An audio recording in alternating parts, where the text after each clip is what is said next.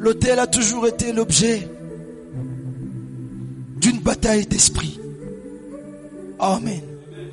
Tout esprit mauvais qui veut agir en toi, il commence par installer un autel en toi. Amen.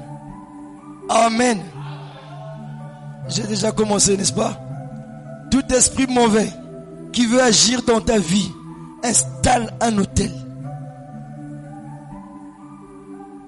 Et c'est comme ça que vous allez suivre des prédicateurs ou des hommes de Dieu qui sont dans la lutte contre les autels. La bataille des autels. Comment on appelle ça? La destruction des autels. Amen, Église. La destruction des autels. Et les gens viennent pour détruire les autels. Amen. Moi, je veux parler de rebâtir l'autel. Alors, les autres autels que l'on détruit, on n'a pas besoin de les détruire. Ils ont déjà été détruits à la croix. Jésus a détruit tout autre autel.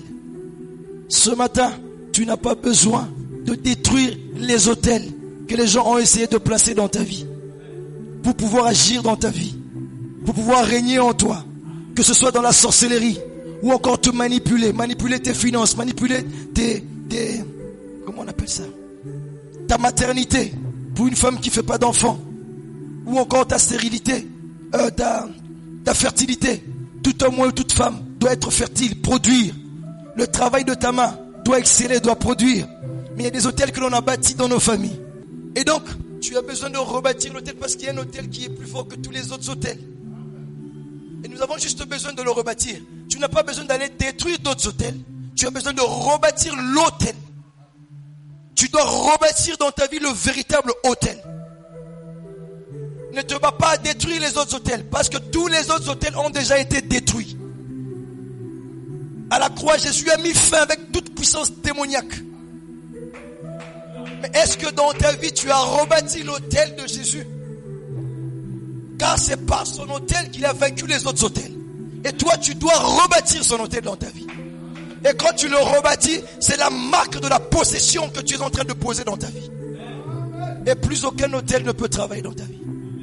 Alors, avant de parler de rebâtir un autel et tout ça, on va essayer de voir c'est quoi vraiment un autel. Selon les humains, je vous donne la définition de l'autel selon les humains. Et c'est tellement biblique, les gars. Vous allez être étonnés de ce que je vais vous dire tout à l'heure. Et ensuite, on va montrer ce que ça représente pour nous aujourd'hui. Quel est l'autel que nous avons et que nous devons rebâtir et que les prédicateurs ont essayé de casser et que l'église a essayé de casser. Ils ont essayé de mettre dehors. Les traditions, les coutumes ont essayé de casser cet autel. Mais c'est un autel qu'on ne va jamais briser. On ne peut jamais le briser. C'est un autel qui prend défense de lui-même. Alléluia. Les prédicateurs ont brisé cet autel. Ils ont cassé cet autel. Ils l'ont déchiré par leurs enseignements. Ils ont placé d'autres autels. Et nous allons montrer ce que ça représente pour nous aujourd'hui. Et comment tu peux le rebâtir quand tu le comprendras. Alors par définition, je prends la définition du domaine religieux. Dans le domaine religieux, un autel est une table sacrée qui sert au sacrifice ou au dépôt des offrandes. Ça, c'est dans le domaine religieux selon que les hommes ont défini ça. C'est une table qui sert de recevoir un sacrifice rituel, un sacrifice que l'on met dessus, un animal ou un homme, ou une vie, ou je sais pas moi quoi, ou encore des offrandes. On peut déposer des offrandes dessus. Dans le domaine rituel, le domaine de la religion. Et maintenant on dit étymologiquement, dans les racines, dans les sources des sources, qu'est-ce que ce mot signifie? On retrouve ce mot qui a deux notions. La première notion, c'est la hauteur. Un autel le mot autel vient du latin altar. Même en anglais on dit altar. Mais ça vient du latin altar. A-L-T-A-R. Altar. Qui signifie élévation vers le haut ou encore profondeur, trop là-bas vers le bas, dans les dimensions. C'est ce que l'autel signifie. Amen. Et donc si tu rebâtis l'autel dans ta vie, tu auras des dimensions élevées ou encore des profondeurs. Tu saisiras des choses dans la profondeur. Tu fonctionneras dans la profondeur. Quand tu rebâtis l'autel dans ta vie, dans son sens étymologique original, l'autel signifie élévation. L'autel t'élève. Voilà pourquoi tu dois le rebâtir. Il te lève, il te place haut. Amen. Et dans un autre sens, dans une autre notion, parce que l'autel a deux notions, dans son sens étymologique, il a deux notions. La première notion, c'est la hauteur, la profondeur et la hauteur, l'élévation. Et la deuxième notion, c'est la nourriture. Amen. Et ça vient du latin allere. Allere, qui signifie alimenter ou encore sustenter.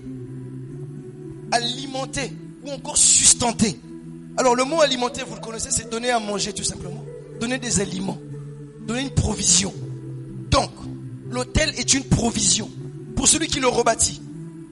Pour celui qui place l'autel. Il a une provision pour lui. Il manquera de rien. Amen. Amen, Église. Parce que là, le Seigneur va pouvoir. Et ensuite, on dit sustenter. Sustenter, maintenant, signifie ceci. Sustenter a plusieurs définitions.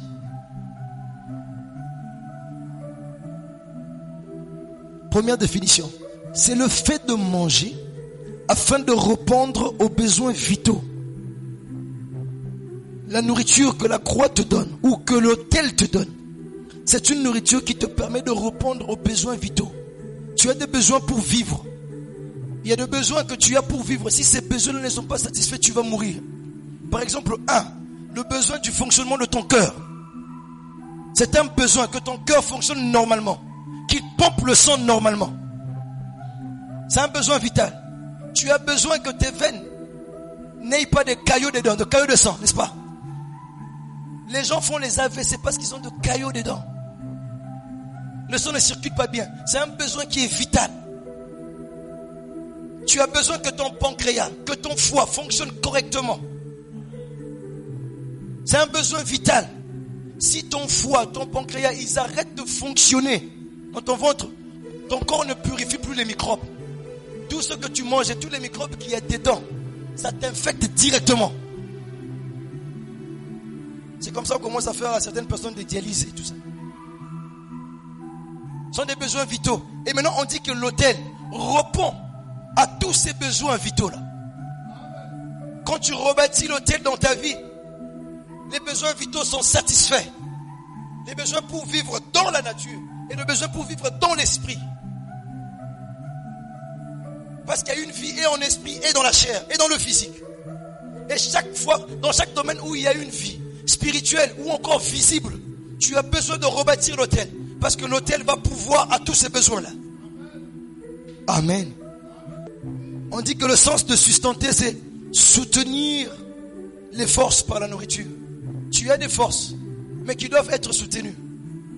Si tu me prends Tyson, ici, le grand boxeur que vous connaissez, il n'a pas mangé pendant 15 jours, pendant 20 jours. Il est fort, plusieurs fois champion du monde en boxe, parmi les poids lourds. 20 jours il n'a pas mangé, 30 jours il n'a pas mangé, malgré sa force. Si tu le places avec un maigrichon comme moi, je peux le tuer, vous savez. Amen. Il est déséquilibré, il n'a pas de force. Et donc, l'autel, malgré les petites forces que tu peux avoir, l'autel permet de soutenir ces forces-là. Tes ennemis sont juste étonnés que tu ne te fatigues jamais. Ils sont juste étonnés que ta force n'est jamais totalement sucée. Ça finit pas. Ta force est tout le temps renouvelée. La force pour continuer le chemin est tout le temps renouvelée. La force pour recommencer, tu es tout le temps renouvelé. Tu es nouveau tout le temps. Tu ne vieillis pas. La force pour aimer Dieu. La force pour même travailler pour ta vie physique. Alléluia. L'autel soutient ces forces-là. De telle sorte que ça ne tarisse jamais. Et on dit, c'est maintenir aussi sustenter, c'est aussi maintenir une chose dans une situation stable, en lui servant de support et d'appui. Sustenter. Ça veut dire que je veux avoir une chair ici par exemple. Mais qu'est-ce qui soutient ma chair ici? C'est cette histoire ici.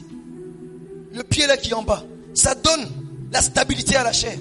Et la chair ne peut pas tomber. Le pot de fleurs donne de la stabilité à cette fleur-là. Amen. Le fonctionnement de tes genoux, les rotules qu'il y a ici, dedans, ça donne la stabilité à ton corps pour que tu te tiennes debout comme ça. Si ça commence à avoir de problèmes, et là tu deviens comme ça. Ou encore sur une chaise roulante. Et donc, c'est pouvoir maintenir quelque chose de stable. Tu t'assois dessus. Est-ce que vous comprenez que nous avons tous besoin de l'autel? Parce que l'autel te rend stable. Tu dois t'appuyer sur l'autel. Tu n'as pas de force. Déjà en venant dans ce monde, tu es venu pécheur. Tu es né dans le péché. Sous la force des liens de ta famille. Ça te contrôle. Ça te dirige, ça t'oriente. Ça t'impose de réalités à vivre. Soit tu ne vas pas travailler même si tu as étudié. Soit tu ne vas pas te marier même si tu es joli. À moins que tu te prostitues. Et quand tu te maries, tu ne vas pas avoir des enfants. Tous, on est sous des liens comme ça quand nous venons. Qu'on le veuille ou pas, car la Bible dit le monde est sous le prince de ténèbres. C'est Satan qui domine dans ce monde. Mais Dieu a pourvu pour ses enfants un autel sur lequel vous devez vous appuyer. Ça doit vous soutenir. Ça doit vous requinquer. Au point que le diable se pose la question: d'où viennent leurs forces? D'où tire-t-il cette force? Et Dieu a pourvu d'un autel pour toi et pour moi. Est-ce que tu ne peux pas l'acclamer?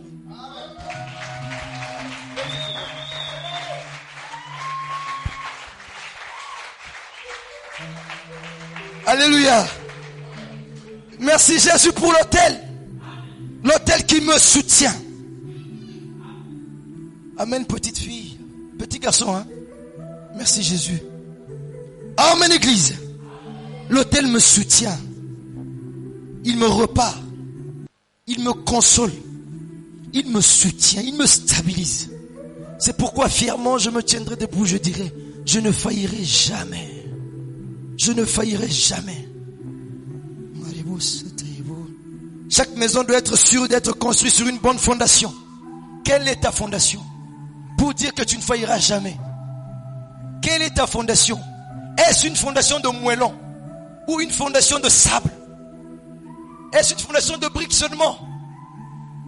Je te demanderai de te poser des questions 1000 fois avant de pouvoir dire que tu ne failliras jamais. Fais très attention. Mais quand tu as une fondation de moellons, de véritables moellons, et on a construit, peut-être qu'on est allé à des milliers de kilomètres sous le sol pour élever des Wall Street Center. Alors là, je te dis, tu peux dire que tu ne failliras jamais. Et les hommes étaient très fiers de leur Wall Street Center. Ils savaient les fondations qu'ils avaient placées. Là aux États-Unis, les tours jumelles. Ils savaient ce qu'ils avaient fait dessous. La fondation la plus sûre qui soit. Et les tours étaient là, les tours les plus hautes tours du monde. Et ça faisait l'orgueil des Américains. Ils savaient que personne ne pouvait faire tomber ça. Parce que l'autel qui soutenait ces deux tours était solide. Mais parce que c'était fait des mains d'hommes. Parce que ce sont les humains qui avaient fait. Dieu pouvait faire tomber ça. Et un petit avion est venu faire tomber ça.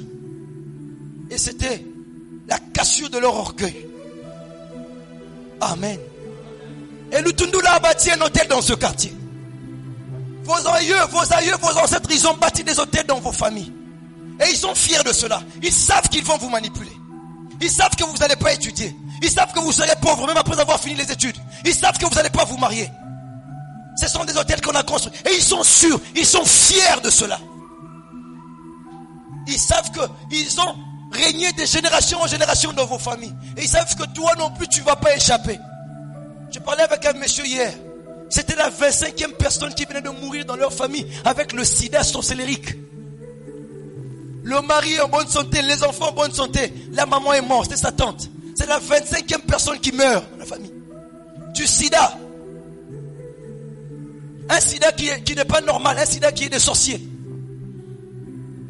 Amen, Église. Ces hôtels, ça existe. Et ils sont fiers de cela. Ils savent que nous les contrôlons par tout ça. Nous les maîtrisons par tout ça. Ils le savent très bien.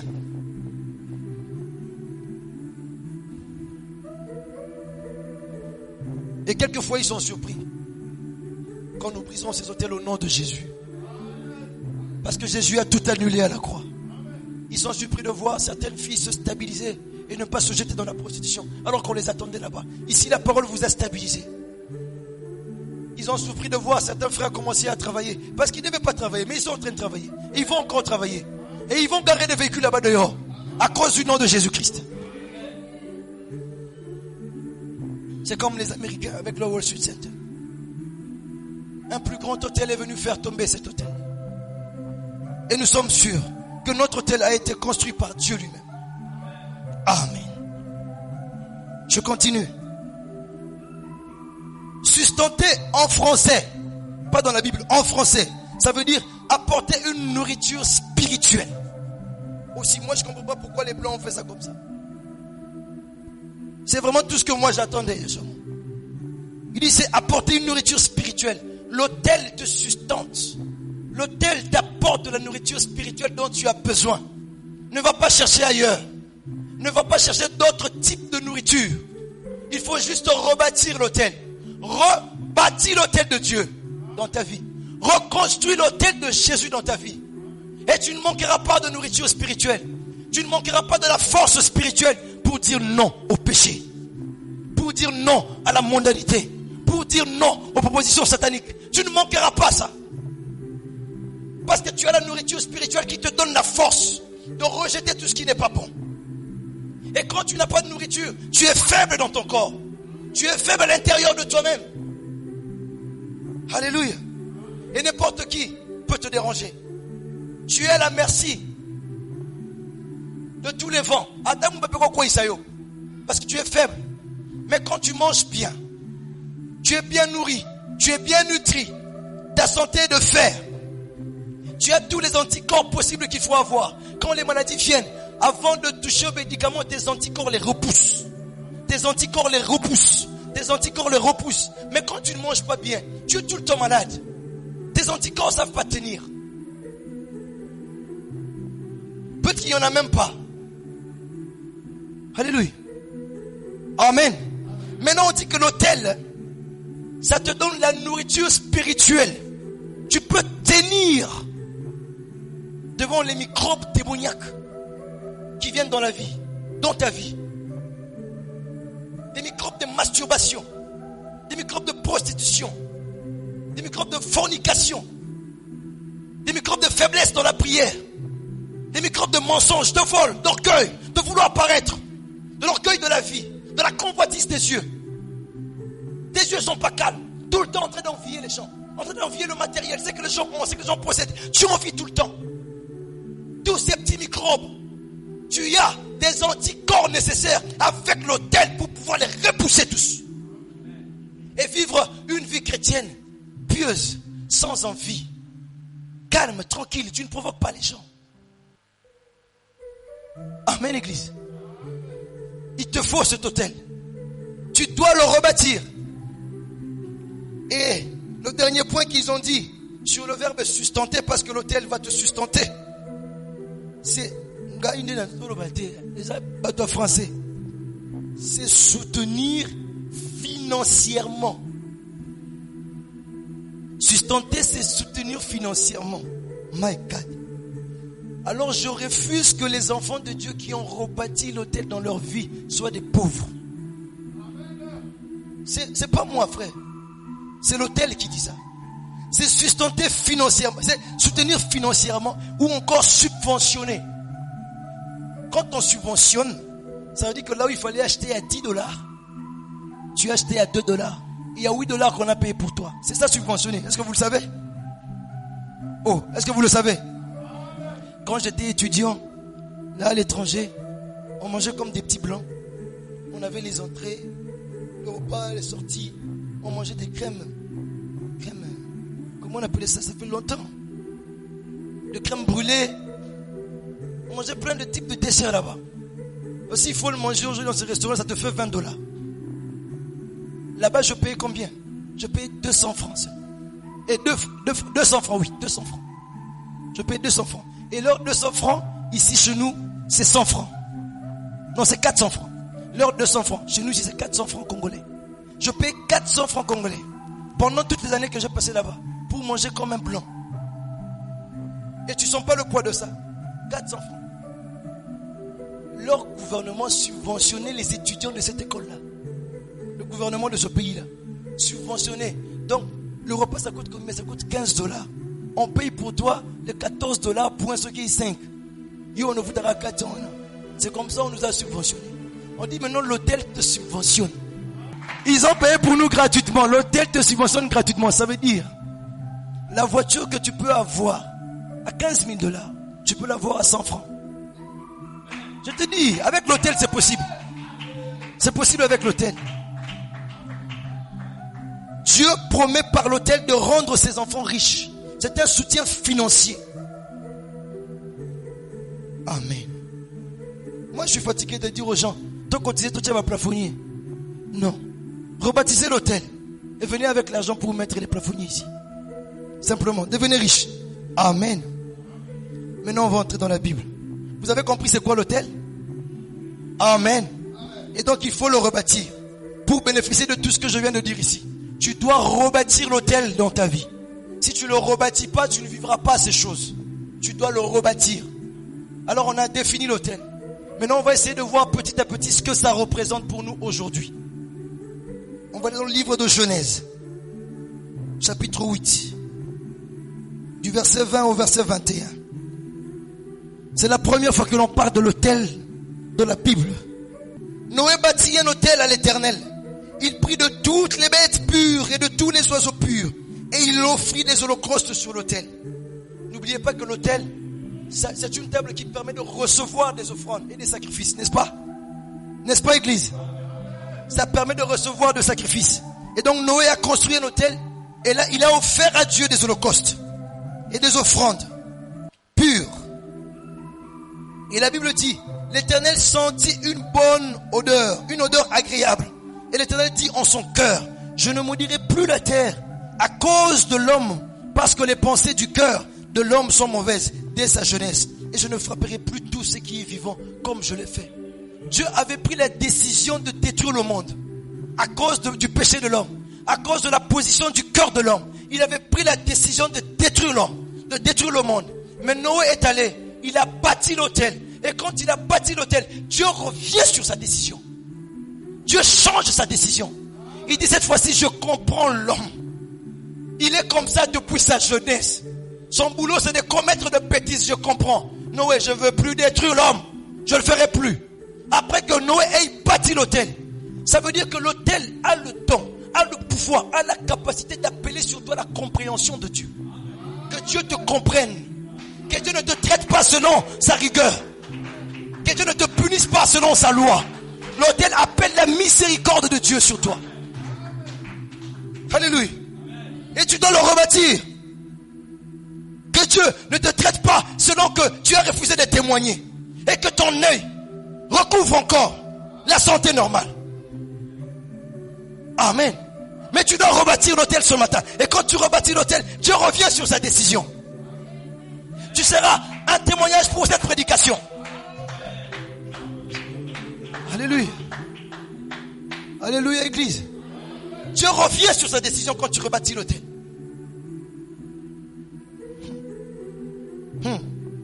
Pourquoi je ne veux pas aimer l'autel? Pourquoi je ne vais pas penser à l'autel?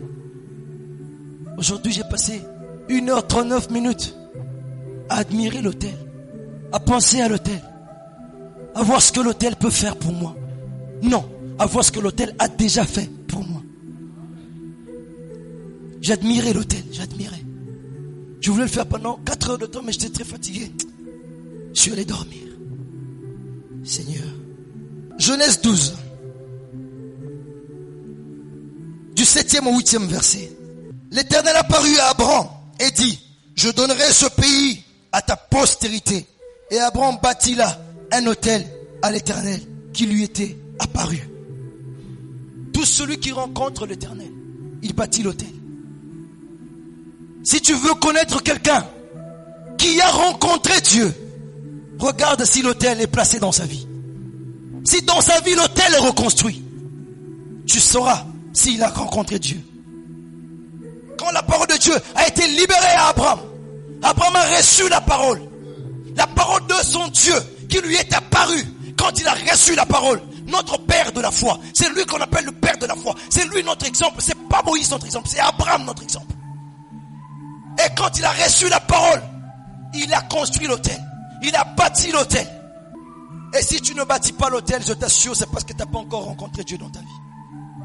Et si tu avais vu des gens et tu as pensé que ces gens avaient Dieu, et quand je veux te montrer l'autel et que tu te rends compte que dans leur vie ils n'avaient pas rebâti l'autel, et alors dis-toi qu'ils n'avaient pas encore rencontré Dieu. Quand tu rencontres Dieu, tu rebâtis l'autel. Il bâtit encore un autel. Et Abraham a bâti là un autel à l'Éternel qui lui est apparu. Il se transporta de là vers la montagne à l'orient de Bethel. Et il dressa ses tentes. Il va s'installer là-bas, à l'orient de Bethel. Ayant Bethel à l'occident et Haï à l'orient, il bâtit encore là un autel à l'Éternel. Et il le dit, et il invoqua le nom de l'Éternel. Amen. L'autel met l'homme en contact avec Dieu. En fait, je vais le dire autrement. L'autel met l'homme en contact avec le monde des esprits. Tu entres en contact avec les esprits par l'autel. Même les esprits mauvais qui peuvent régner dans ta vie, ils règnent parce qu'il existe d'autres autels dans ta vie. Il faut que ces autels soient remplacés. Que tu rebâtisses l'autel de Jésus. Je vous ai dit au début que ces autres autels qui existent dans la vie des gens, ce sont des autels à ne pas les casser. Christ les a cassés tous à la croix. On n'a pas le boulot d'aller détruire les autels. Christ les a tous détruits à la croix. Ces autels fonctionnent dans ta vie par ton ignorance. Car mon peuple périt parce qu'il lui manque la connaissance. Et quelle est la connaissance que vous devez connaître? C'est que Christ à la croix, il a vaincu tous les autels. Et que toi, tu n'as pas besoin de les combattre à nouveau. Tout ce dont tu as besoin, c'est d'élever l'autel de Dieu dans ta vie. C'est tout ce dont tu as besoin. C'est tout. C'est tout. C'est tout. Tu es le Dieu imbattable. Et donc, l'autel permet que tu sois en contact avec des esprits. Maintenant, que tu le veuilles ou pas, il y a un autel dans ta vie. Que tu le veuilles ou pas, il existe un autel. Soit c'est celui de Dieu, soit celui des esprits méchants. Maintenant, l'autel te met en contact aussi avec Dieu. L'autel dont je parle ici, c'est celui-là seulement qui te met en contact avec Dieu. C'est sur cet autel-là que l'on peut communier avec Dieu. Que l'on peut parler avec Dieu. Et Dieu t'entend et il te répond. Pas en dehors de cet autel. Genèse 13, 1 à 4. Abraham remonta d'Égypte vers le midi. Lui, sa femme et tous ceux qui lui appartenaient. Et Lot avec lui. Abraham était très riche en troupeaux, en argent et en or. Il dirigea ses marches du midi jusqu'à Bethel. Jusqu'au lieu où était sa tente au commencement entre Bethel et Haï. Là où, ce qu'on a lu avec vous, il avait construit une tente. Déjà à Bethel. Après il a quitté Bethel. Il est allé à l'orient de Bethel. Là-bas il a construit un autre hôtel. Maintenant il est retourné à Bethel. Là où il avait construit le premier hôtel. Amen. Au lieu où était l'autel qu'il avait fait précédemment. Et là, Abraham invoqua encore le nom de l'Éternel. Amen, Église. Et donc, vous allez remarquer quelque chose. Que non seulement l'autel est en train de permettre la communion avec Dieu, mais partout ce gars est en train de partir. Partout où il va, il est en train de dresser un autel. Qu'est-ce que cela signifie? Qu'est-ce que cela veut dire? Parce que tu dois être en communion avec ton Dieu. Partout où tu es, partout où tu vas, il faut que tu dresses l'autel. Noé aussi, il a dressé l'autel. Tout ce monde a dressé l'autel. L'autel permet la communion avec Dieu. Quand l'autel n'est pas dressé, il n'y a pas de communion entre toi et Dieu. Et c'est comme ça qu'il construisait. Mais je vais vous montrer autre chose. On va prendre dans Genèse 13, verset 18. Abraham leva ses tentes et vint habiter parmi les chênes de Mamré. Il a quitté là où il était. Il vint habiter maintenant parmi les chênes de Mamré, près d'Hébron. Et là-bas, il bâtit là un autel à l'Éternel. Encore une fois de plus un autel. Vous êtes en train de remarquer que partout où Abraham va, il est en train de bâtir un autel. 1, c'est pour garder la communion avec Dieu. Mais 2, l'autel est symbolisme de possession. Là où il y a l'autel, là vous possédez. S'il n'y a pas d'autel, tu ne possèdes pas. Si ce sont les autels des sorciers qu'il y a dans ta vie, ils te possèdent, que tu le veuilles ou pas. Ils sont en train de te posséder. L'autel marque la possession, la domination, le contrôle. Quand il y a un autel, ils sont en train de contrôler là-bas. Alléluia. Amen. C'est comme ça que nous sommes en train de casser tous les hôtels de réunion des sorciers dans ce quartier. On n'a pas fini, on va tout finaliser. Ce quartier ne s'appellera plus quartier Salongo, je répète. C'est le quartier Cité de Gloire. Nous donnons un autre nom à ce quartier. On va détruire tous les hôtels. On a commencé par détruire là où nous sommes. On a tout détruit. On a détruit au coin là-bas.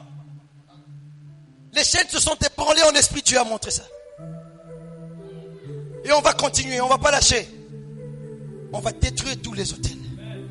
On est venu pour travailler. Au boulot, les gars. Au boulot.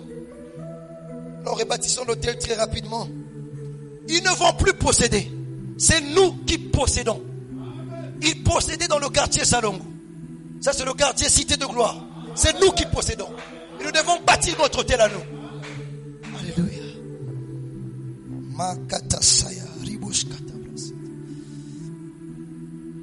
Et donc, l'hôtel est en train de marquer la possession. S'il n'y a pas d'hôtel de Dieu dans ta vie, alors Dieu ne te possède pas. Il y a autre chose qui te possède. Il y a autre esprit qui te possède. Et tu dois bien faire le choix de qui doit te posséder. Il est alors important que tu rebâtisses cet hôtel. Arrête de vivre aux dépens des autres. Arrête de vivre en regardant les autres. Arrête de vivre en comptant sur les autres. Il y a tout un hôtel tout puissant que Dieu a gardé pour toi. Pour te sustenter, pour t'alimenter, pour t'élever, pour te garder dans les profondeurs de la divinité. Jusque quand tu vas prendre cet hôtel?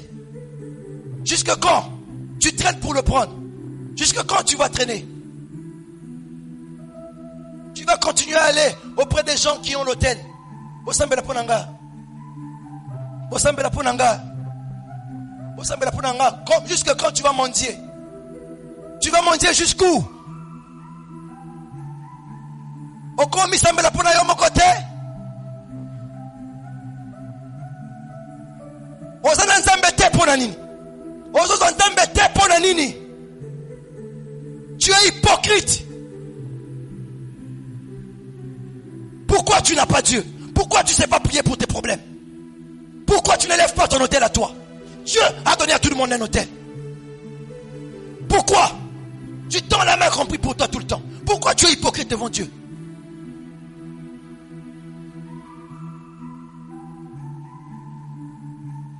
Cet hôtel rend tout croyant indépendant. Tu ne dépends plus de personne.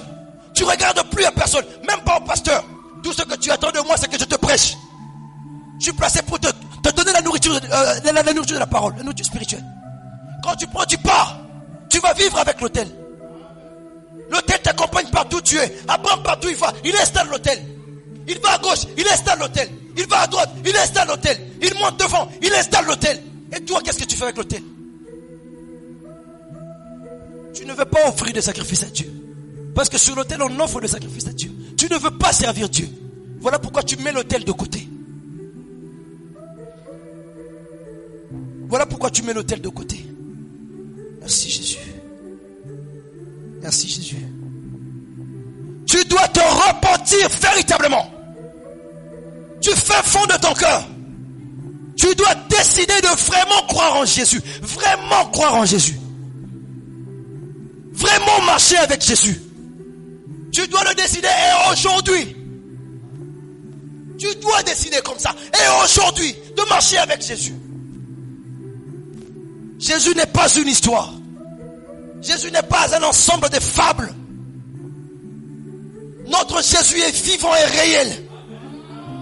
Il parle et nous l'entendons. Sous la forme du Saint-Esprit. Il vit dans le croyant. Il bouge en toi, tu sens qu'il est en train de bouger. Tu es à un endroit, il te dit, sors de là, va-t'en, je ne veux pas que tu sois là. Maintenant, on va prier. Maintenant, ouvre la Bible, je vais te parler. Tu ouvres la Bible, il t'explique les Écritures. Maintenant, sors, va à l'hôpital. J'ai 2 personnes qui sont malades là-bas. Tu pars et tu guéris les malades, tu rentres. 2 jours après, lève-toi. Va dans cet orphelinat. Va prêcher là-bas. Et tu parles, les enfants sont bénis comme pas possible. Et tu décantes des situations qu'il y avait là-bas, l'impossibilité. Tu te lèves, il dit, va voir cette dame du coin. Je veux consoler son cœur. Elle est veuve depuis longtemps. Elle n'a pas de soutien. Va lui parler, donne-lui parole de bénédiction. Le Saint-Esprit est réel. Et il a du boulot à faire. Le Saint-Esprit n'est pas un chômeur. Dieu n'est pas un chômeur. Il n'est pas non plus un phaseur qui manquait de maison pour se reposer et venir habiter dans ton cœur afin d'y pamba. Afin d'y pamba. Aujourd'hui, il y a madame Sunaye. Aujourd'hui, la naye. Aujourd'hui, Tonga naye.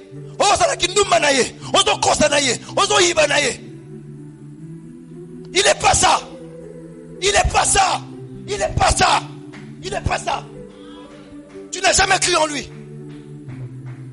Tu n'as jamais cru en lui. Il t'a jamais habité. Il n'est jamais entré dans ton cœur. Tu ne l'as jamais reçu. Faut me te dire la vérité.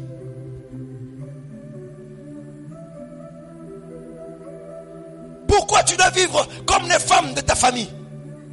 Pourquoi tu dois être emporté par les femmes de nuit, les maris de nuit tout le temps? Pourquoi c'est toujours toi? Pourquoi?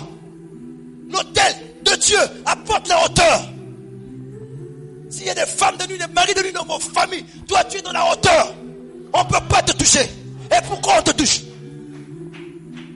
Pourquoi on te touche? Pourquoi on te touche toi? Soit il y a l'hôtel, soit il n'y en a pas.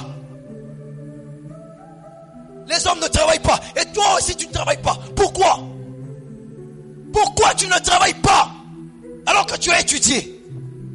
Et tu as fini tout le cycle normal. Tu as même été brillant à l'école. Pourquoi? Pourquoi? Mon Jésus est fidèle. Il ne trompe pas sa parole. Il ne trahit pas sa parole. Quand il entre en toi, il apporte la lumière. Tu n'as pas besoin qu'on te délivre ici tous les jours. Quand tu reçois Jésus, il est la vérité. Vous connaîtrez la vérité vous affranchira. Repends-toi. Le Saint-Esprit me dit de te dire, repends-toi. Jusqu'à quand tu vas suivre les petites filles? Jusqu'à quand? Tu vas arrêter quand? Tu as fait, tu as eu quoi? Tu as fait, tu as eu quoi? Jusqu'à quand tu vas arrêter avec la sorcellerie? Tu as fait, tu as eu quoi? Ton plaisir, c'est de combattre l'œuvre de Dieu. Tu as fait, tu as eu quoi? Ne sais-tu pas qu'on peut se liguer contre toi pour te tuer en tant que sorcier? Tu as menti, tu as volé, tu fais, et puis tu as quoi dans tout ça? Tu as quoi? Qu'est-ce que tu gagnes? Les gars, soyez sincères. Croyez en Dieu véritablement dans mon cœur. Je dis, nous ne sommes pas une église. Non, nous, on n'est pas une église. Nous sommes le peuple de Dieu. Nous avons un roi sur nous. Il nous contrôle, il nous domine, il donne des instructions. Ça se trouve dans sa parole. On n'est pas une église pour se réunir mercredi, vendredi, dimanche. Mercredi, vendredi, dimanche. On ne sera jamais pris par le piège ecclésiastique. Nous ne tomberons pas dans la tradition ecclésiastique. On ne vient pas pour faire des beaux enseignements, des séminaires et autres. On ne vient pas pour ça. On vient pour créer une armée invincible de l'Éternel qui va pouvoir répandre l'évangile partout dans le monde. On vient pour ça. Nous venons pour ça. Nous venons pour ça. Et ça commence par la repentance. Ne t'associe pas seulement à nous. Ne te joins pas seulement à nous. Ne fais pas seulement partie de ce groupe. Repens-toi. Reçois Jésus véritablement dans ton cœur. Et qui supprime les effets de l'orgueil de la vie. De la convoitise des yeux. Tu voulais apparaître. Tu as oublié tout ça. Ça n'existe plus pour toi. Tu veux qu'on te voie?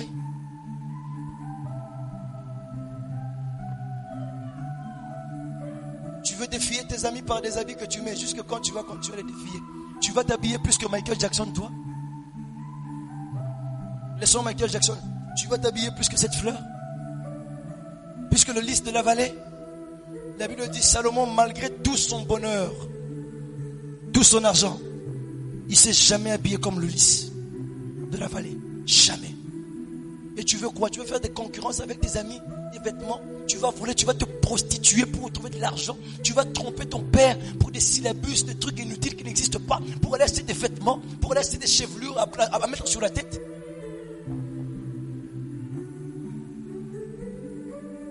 Tu vas le faire jusqu'où? Tu vas arrêter quand? Ne vois-tu pas que ces choses font régner les autels de Satan dans ta vie. Jusque quand tu vas élever l'autel du Saint-Esprit. Jusque quand tu vas prendre l'autel du Saint-Esprit dans ta vie. L'autel, il existe. Il élève. Il t'emmène dans les profondeurs de Dieu. Tu découvres Dieu. Tu comprends Dieu. Tu te rends compte de combien il est succulent. Et tu restes à ses pieds. Comme Pierre et Jean, quand ils sont montés sur la montagne de la transfiguration, ils disent, Seigneur, on reste ici, on part plus. On va faire des tentes pour toi, pour moi et pour l'autre et les autres et pour les trois autres là. Nous on va rester ici, sans tente. Nous on fait pour Élie, pour Moïse et pour toi. Quand ils ont vécu la gloire de Dieu, on ne peut plus s'en séparer. Tu t'en sépares parce que tu l'as jamais, alors jamais vécu. Quand tu vivras l'amour de ce Dieu, tu t'abandonneras. Tu vas arrêter de chercher ta délivrance. Tu vas chercher l'amour de Dieu. Tu vas oublier les problèmes que tu as. Tu vas oublier les habits que tu manques. Tu vas oublier l'argent que tu manques. Tu vas oublier le travail que tu n'as pas. Ton cœur va regarder à Jésus. Totalement. Tu vas regarder à Jésus. Sans hésiter. Prends-moi, Seigneur. Je suis là pour toi. Je me donne à toi. Je t'aime et je veux te servir. Où sont des cœurs qui peuvent décider comme ça ce matin?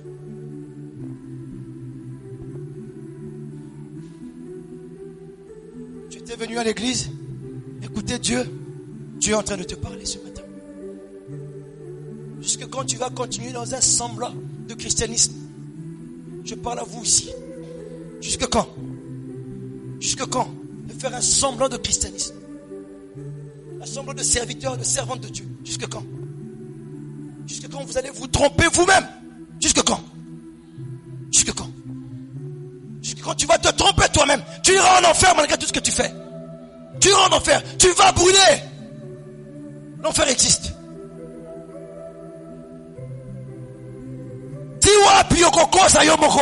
Tu ne tromperas jamais Dieu et jamais moi. Jamais. Je te connaîtrai tout le temps. Tu ne vas jamais te cacher devant moi. Jamais. Même quand je te sourirai. Même quand je rirai, je vais rire avec toi. Je le ferai. Je vais rire avec toi. T'en fais pas. Je vais rire avec toi. Je vais parler avec toi comme un ami. Je le ferai. Je le ferai. Je te saluerai comme un grand ami. Allez, comment ça va? Je le ferai. Parce que je suis un homme. Que ça ne te trompe pas que ma salutation à toi, ma chaleur, ma chaleur que je te donne, mon affection chaleureuse que je te donne, que ça ne te trompe pas que au moment où on nzambe na yambio. Na inde na yambio. Na zamutu, na yambio. Je dis esta kosa yote. Et c'est la nzamba yambayo. Et c'est la nzamba yambayo. Je serai gentil. Je comprendrai ce que tu feras de mal. Je dirai va de l'avant. Relève-toi, va de l'avant. Ne tombe plus. Je te conseillerai. Je te soutiendrai. Et je mangerai même avec toi. On sera au restaurant. On peut passer une nuit ensemble en veille de prière. Que ça ne te trompe pas tout ça. Que ça vous trompe jamais mes filles. Jamais. Jamais. Que ça vous trompe jamais. Je suis un homme, je resterai un homme. Mais je suis sacrificateur de l'évangile. Aussi. Et là, je fais mon boulot pour lequel toi et moi, on s'est connus. On ne s'est pas connus pour que tu sois protocole. On ne s'est pas connus pour que tu sois chantre. On ne s'est pas connus pour que tu sois communication là-bas. Non. On s'est connus pour que je t'ensémence sur la parole. Et c'est ça que tu dois prendre d'abord.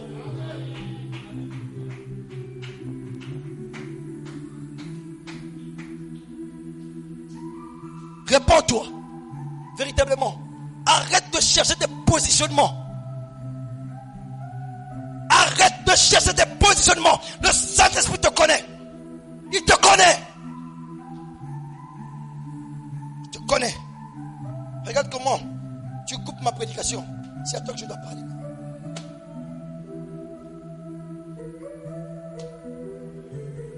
Ne viens pas chercher des positionnements ici. Même si c'est la première fois que tu es venu ce matin. Là où tu es dans ton église. Tu sais que quelquefois tu y vas pour des positionnements. Et l'autel, on le met où? On le laisse à qui? N'est-ce pas pour vous qu'on l'a adressé? C'est une provision financière. C'est une provision de nourriture spirituelle. C'est une provision de stabilité. C'est une provision de soutien. C'est une provision de hauteur et de profondeur. Et pourquoi toi tu n'atteins toujours pas la hauteur? Pourquoi? Le Saint-Esprit crie et pleure. Il pleure ses enfants. Ils doivent se repentir. Vous devez vous repentir. Ce matin, il veut travailler vos cœurs. Ça n'est pas le nombre d'années que tu as passé dans des églises. Ça ne dépend pas du nombre d'églises que tu as traversées jusqu'à tomber sur celle-ci. Et d'ailleurs, pourquoi tu traverses ces églises tout le temps? Pourquoi? Pourquoi tu ne trouves pas Dieu? Pourquoi? Pourquoi pas découvrir la vérité une fois pour toutes? Et marcher sur la ligne de ta destinée devant l'homme de Dieu que Dieu a placé devant toi. Pourquoi pas? Repentez-vous. Repentez-vous et détournez-vous de mauvaises voies. Repentez-vous ce matin.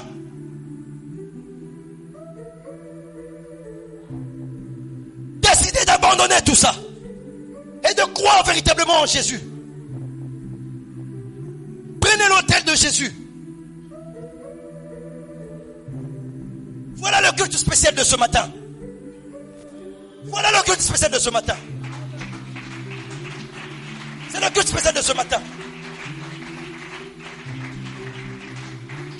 Merci Jésus. Repentez-vous. On n'arrête pas. On ne peut pas servir Dieu parce qu'on est jeune. Non. On n'arrête pas de servir Dieu parce qu'on s'est marié. Non. On n'arrête pas de servir Dieu parce qu'on est un bébé. Non. Il y a des voix qui vont parler contre toi. J'ai été jeune.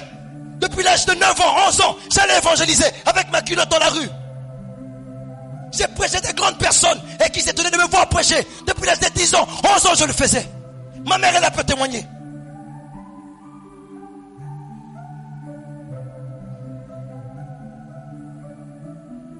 J'étais jeune. J'étais écolier.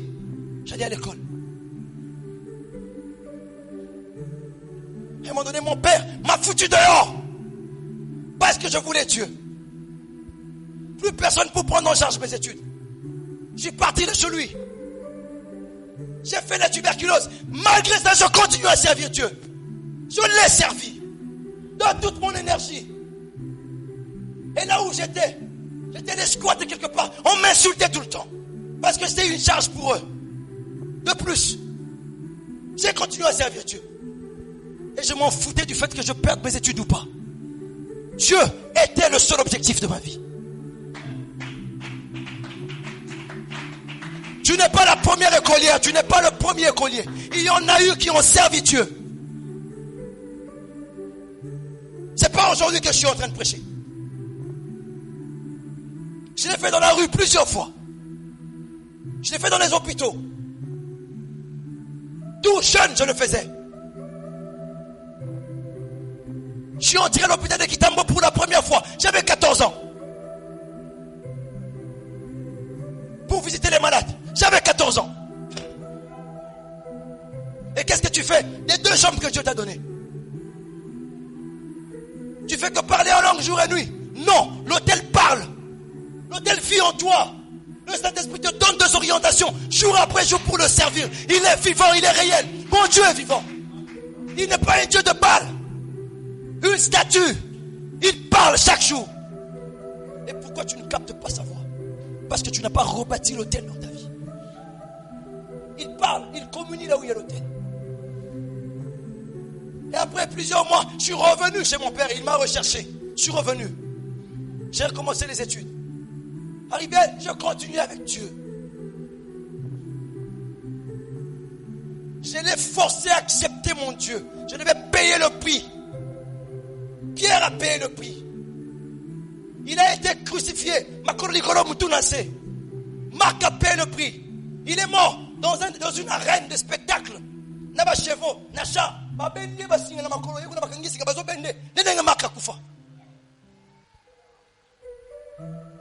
Tu dois payer le prix de l'autel. Tu dois payer le prix de l'évangile. Tu dois te repentir. repentir ce matin.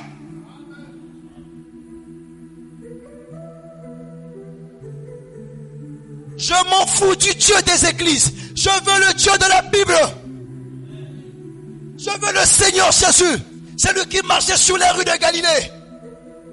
Et qui est revenu sur les apôtres sous la forme du Saint-Esprit. Il est vivant, il est réel. Il n'est pas question d'assurer des responsabilités dans l'église. Non.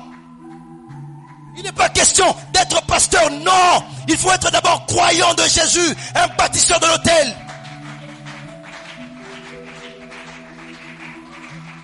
Il n'est pas question d'assurer la communication. Tu dois être un chrétien qui a rebâti l'autel. Pas question d'être protocole. D'abord un vrai chrétien. D'ailleurs, puis-je dire, n'a le droit de servir Dieu dans son temple que celui qui a rebâti l'autel. Si tu sers Dieu sans rebâtir l'autel, c'est ton piège, tu verras. Tu es pris au piège. Tu penseras que tu es chrétien. Tu penseras que Dieu est avec toi. Mais tu feras quelques marches en avant. Tu te rendras compte que la mauvaise vie est sur toi. Et tu as honte de te repentir. Parce que tu fais déjà des choses à l'église. Tu te connais avec le pasteur. Tu manges chez lui. Vous mangez au restaurant. Vous avez des endroits où vous vous rencontrez. Salut. Je prêche la vérité. Chaque fois que je me rencontre avec vous, je dis, ici c'est moi le pasteur. Maintenant là c'est le pasteur qui travaille. Maintenant c'est le pasteur. Là c'est le pasteur qui travaille. Après ici ça ne sera plus le pasteur. Ça sera Max qui va travailler. Il va causer avec toi. Il va manger avec toi. Il va discuter avec toi. Il peut même te choquer, tu peux même l'insulter.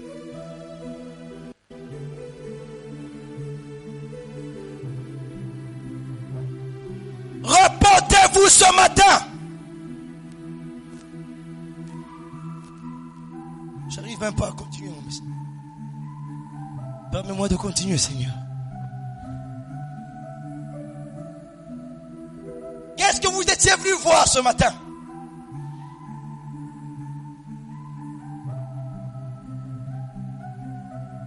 Repentez-vous. Repends-toi.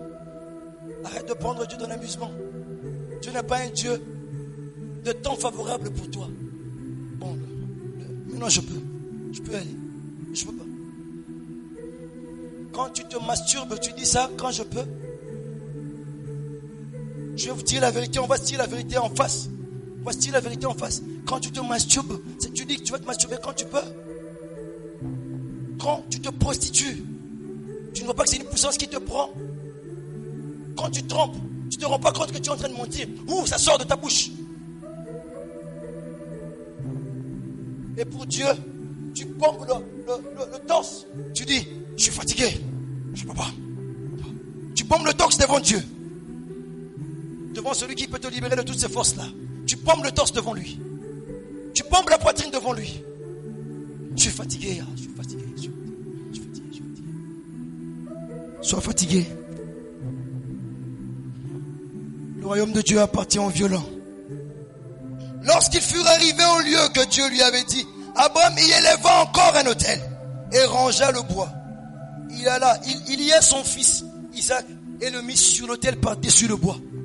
Et donc, depuis que j'ai commencé avec vous, je suis en train de vous montrer ici que à chaque fois l'autel est lié à un sacrifice. Il faut un sacrifice. Quand l'autel est là, il faut un sacrifice. Amen, Église. Amen, Église. S'il y a des autels dans des familles dans ta vie, il y a des sacrifices. Soit ton sacrifice, ton mariage. Soit ton sacrifice, ta maternité. Soit ton sacrifice, tes finances. Il y a toujours un sacrifice quand il existe des autels. Il n'y a pas d'autel sans sacrifice. Un autel veut dire un sacrifice. Et l'autel dont je parle aussi a un sacrifice. Amen.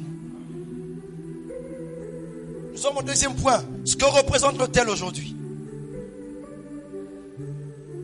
Repentez-vous, le Saint-Esprit a crié dans mon cœur encore une fois de plus. Repentez-vous.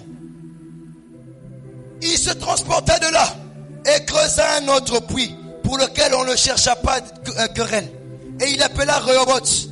Car, dit-il, l'Éternel nous a maintenant mis au large et nous prospérerons dans le pays. Il remonta de là à Beersheba. L'Éternel lui apparut dans la nuit et dit, je suis le Dieu d'Abraham, Ton père ne craint point, car je suis avec toi. Je te bénirai et je multiplierai ta postérité. À cause d'Abraham, mon serviteur, il bâtit là un autel, invoqua le nom de l'Éternel, et il dressa sa tente. Et les serviteurs d'Isaac, ils creusèrent un puits.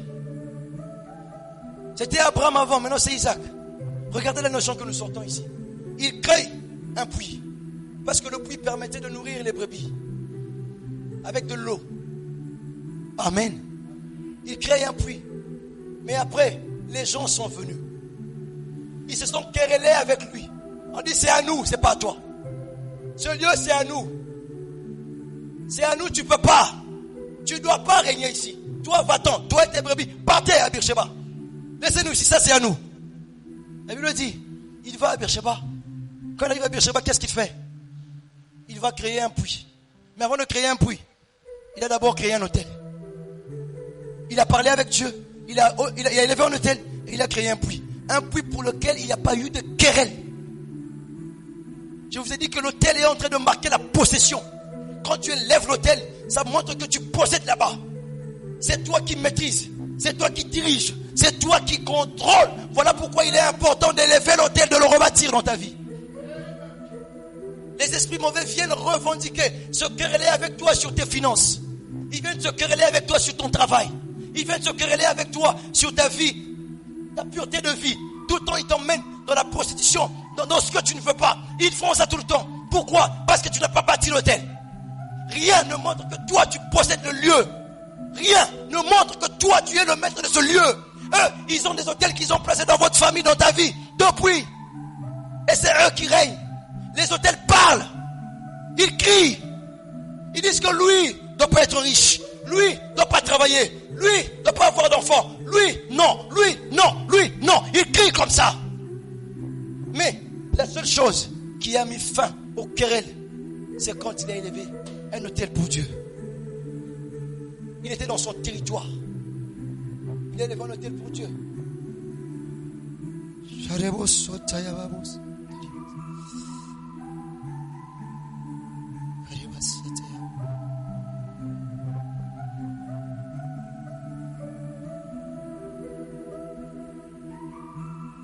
À son retour de Padam, là il s'agit de Jacob maintenant. Jacob arriva heureusement à la ville de Sichem, dans le pays de Canaan, et il campa devant la ville. Il acheta la portion du champ où il avait dressé sa tente des fils d'Amor, père de Sichem, pour 100 késites, leur monnaie. Et là, il éleva un autel qu'il appela El Eloé Israël. Je vais vous montrer que ces gens qui ont bâti l'autel font partie de la postérité d'Abraham. On a parlé d'Abraham, on a parlé d'Isaac, on a parlé de Jacob. Et la Bible dit que nous sommes de la postérité d'Abraham. Si tu n'es pas de cette postérité, tu ne peux pas. Je veux dire plutôt ceci. Si tu ne rebâtis pas l'autel dans ta vie, c'est un signe que tu n'es pas de la postérité d'Abraham. Tu es d'une autre postérité. Le salut n'est pas ta portion. Tu es censé brûler en enfer. Si tu veux garder la sorcellerie avec toi, si tu veux garder ces choses avec toi, tu ne veux pas rebâtir l'autel, tu n'es pas fils de Dieu. Tu n'es pas fille de Dieu. Il faut que tu décides ce matin d'abandonner ça là où tu es. Et tu passeras ici devant, je prierai pour toi. Ce n'est pas question d'avoir honte, tu vas passer devant, prépare-toi à passer devant. Si tu veux passer devant, moi je vais lâcher, je vais entrer dans mon bureau, tu vas retourner avec ça. Moïse écrivit toutes les paroles de l'Éternel, puis il se leva le bon matin. Il bâtit un autel au pied de la montagne. Et dressa 12 pierres pour les 12 tribus d'Israël. Ça fait 24. 12 pierres pour les 12 tribus d'Israël. Il envoya des jeunes hommes, enfants d'Israël, pour offrir à l'Éternel des holocaustes. Et il molait des taureaux en sacrifice d'action de grâce. Les 12 pierres pour les 12 tribus. Il s'agit ici des 12 disciples, des 12 patriarches. L'Ancien Testament et le Nouveau Testament. La parole de Dieu dans sa totalité. L'autel fait le retour de la parole. L'autel ramène la parole. Quand tu élèves l'autel dans ta vie, quand tu rebâtis l'autel de Dieu dans ta vie, tu vas ramener la parole dans ta vie. Tu vas sortir de superstition. Parce que l'autel a le pouvoir de te nourrir spirituellement, comme on a vu. L'autel est une nourriture spirituelle.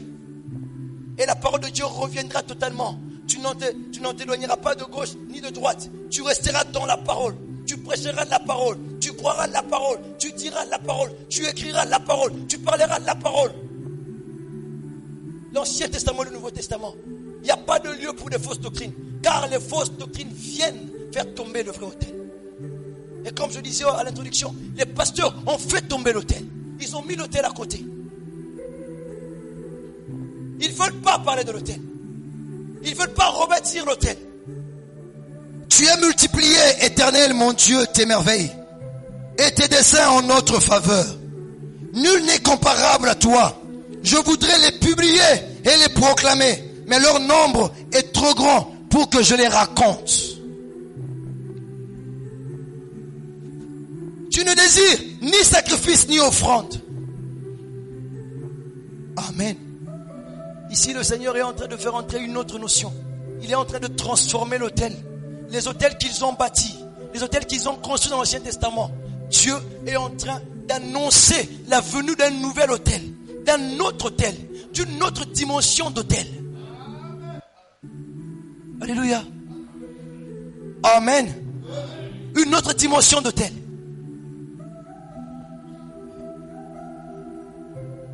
Merci Jésus. Il dit, tu ne désires ni sacrifice ni offrande. Alors que Dieu exigeait les sacrifices sur les autels. Dieu exigeait les offrandes sur les autels. L'autel, on a dit que c'est une table religieuse. C'est une table qui est en train d'exiger qu'on serve un sacrifice dessus. Une offrande dessus. Et tous les patriarches que nous venons de citer, Abraham, Isaac et Jacob et tous ces gens, quand ils ont mis des autels, même Moïse, ils ont offert des sacrifices. Et Dieu avait agréé ces sacrifices. Mais lui-même, il commence à changer. Il donne une autre notion, la plus élevée de l'autel. Maintenant, tu ne désires ni sacrifice alors qu'il les aimait avant. Tu ne désires ni sacrifice, ni offrande. Tu m'as ouvert les oreilles. Tu ne demandes ni holocauste, ni victime expiatoire. J'en veux plus de vos sacrifices. C'est fini. C'est comme si Dieu était en train de mettre à côté l'autel. Il n'en veut plus. Non, il veut toujours de l'autel. Mais seulement, il veut plus de vos sacrifices sur l'autel. Plus vos sacrifices. Plus ça. Plus ta capacité de prier. Plus ta capacité. Je refuse tout ça. Je veux plus de vos holocaustes. J'en veux plus. Je veux plus de ça. Alors je dis, voici je viens avec le rouleau du livre écrit pour moi. Je viens avec le rouleau du livre écrit pour moi. Là c'est celui qui entendait parler. On va le voir très bien dans le Nouveau Testament. Je vais vous le montrer tout à l'heure.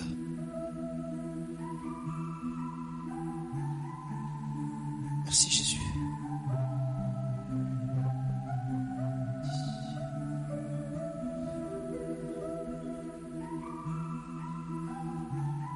C'est pourquoi Christ, entrant dans le monde, dit, tu n'as voulu ni sacrifice, ni offrande, mais tu m'as formé un corps. Donc c'était Jésus qui parlait dans l'Ancien Testament par la bouche de David. David était un prophète, vous le savez. Ce psalmiste était un prophète. Et il a prophétisé de l'avènement de Jésus. Il a prophétisé du changement des séquences, de dispensation concernant l'autel. Plus aucun sacrifice animal ne va se poser sur l'autel. Plus aucun sacrifice humain ne va se poser sur l'autel. Plus personne ne va apporter un sacrifice sur l'autel. Dieu va se pouvoir d'un sacrifice lui-même.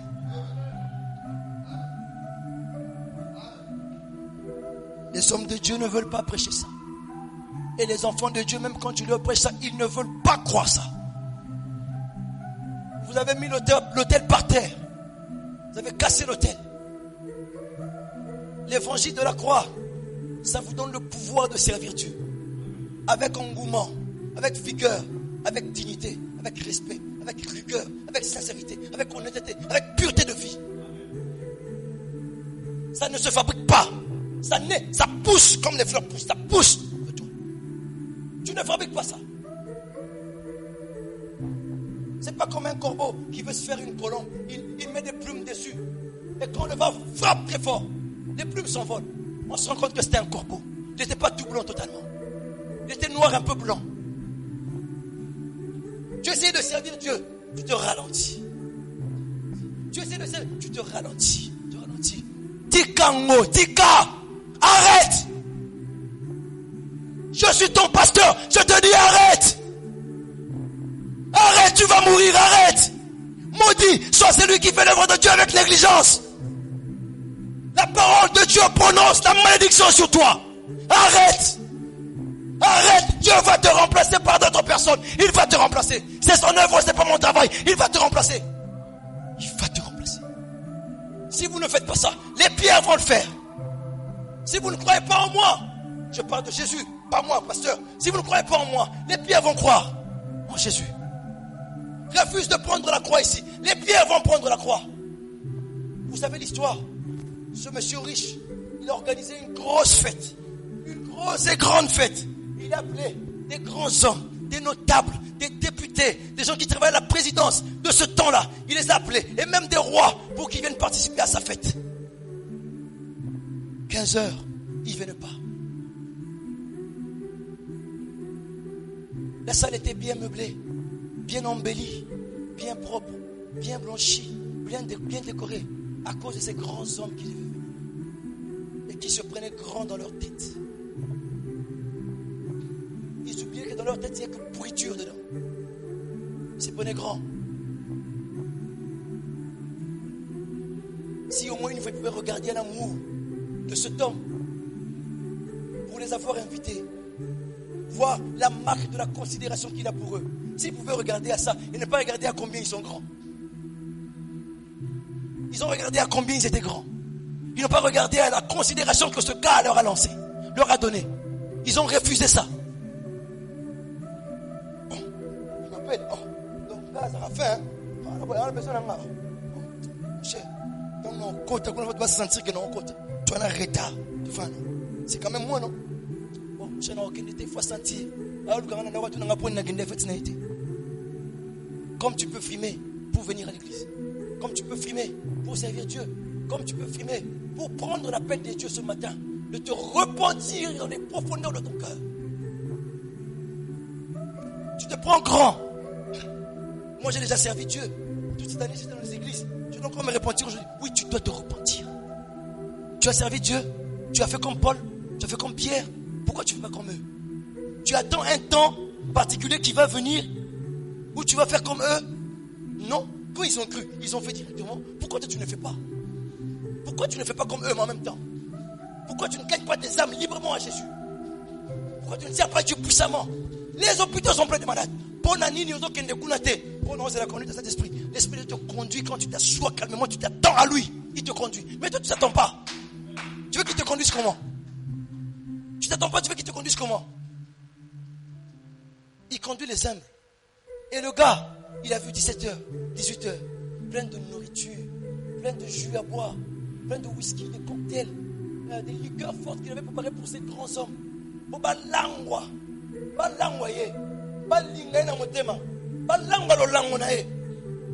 Le Saint-Esprit. Il a gardé le Saint-Esprit pour vous. Les gens ne veulent pas croire. Ils ne veulent pas. Le Saint-Esprit te rend ivre de Dieu. Et le gars, il avait préparé des liqueurs de toutes formes. 18h, 20h, Bazoyate. Il appelle ses serviteurs, il dit venez, allez-y dans la rue. Ramassez-moi les infirmes, les paralytiques, les rejetés. Ramassez-moi tous ces gens qui viennent manger, qui viennent fêter avec moi. Qui viennent fêter avec moi. Et ces serviteurs l'ont écouté, ils sont sortis. Ils ont ramassé tous ces gens. Ils ont ramassé. Et ils sont venus. Des gens qui n'avaient pas mangé depuis des années correctement. Ils ont pris des liqueurs fortes. En tout cas, au moins ils ont reconnu son amour. Et Dieu te donne sa parole tous les jours. Tous les jours. Tous les jours. Tous les jours. Qu'est-ce que tu fais avec? Un jour, tu auras l'empêchement dans ton cœur de ne plus venir à l'église. Tu vas arrêter d'aller à l'église. D'autres personnes vont prendre ta place. Un jour, ça va. Tu vas dire, bon, catholique, catholique. Tu auras toujours une raison. Bon, l'église en Arabe, mais pasteur, on dirait, Nzambe.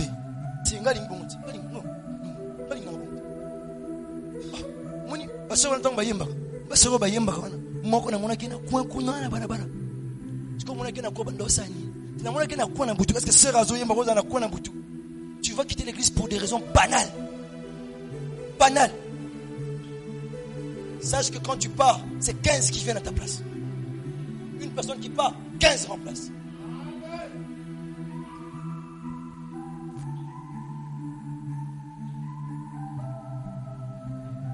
Et les pasteurs ne veulent pas prêcher ça. Et même quand le pasteur a l'occasion de saisir ça en esprit, il vous le prêche. Vous ne voulez pas croire ça. Si tu crois véritablement dans l'œuvre du calvaire, tu auras une vie disciplinée, une vie de crainte de l'éternel, une vie d'amour pour Dieu. Motemanayo, ma motivation, Esaïa ma paix. Esaïa ma paix. Comment qui m'a dit un ministère? Il y a un ministère.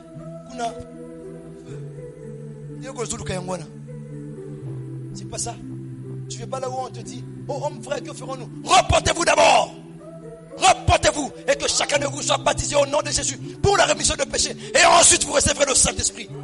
La lugueur forte que Dieu a préparée pour vous. Bon langue ya kolangwa. Vous allez nzambe te pose au Saint-Esprit. Pose au Saint-Esprit. Bandeko. La joie décision on conseil nzambe mbala na mbala. Nakokakati. Même vous, on a commencé. Aujourd'hui, vous avez totalisé une année, vous savez ça? Ici. Hein? Est-ce qu'on peut acclamer Jésus? Ça fait une année que vous êtes là.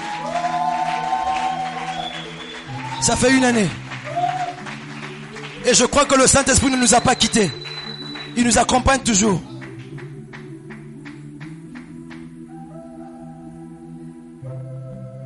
Plusieurs fois. Kaka une année, Oyokako.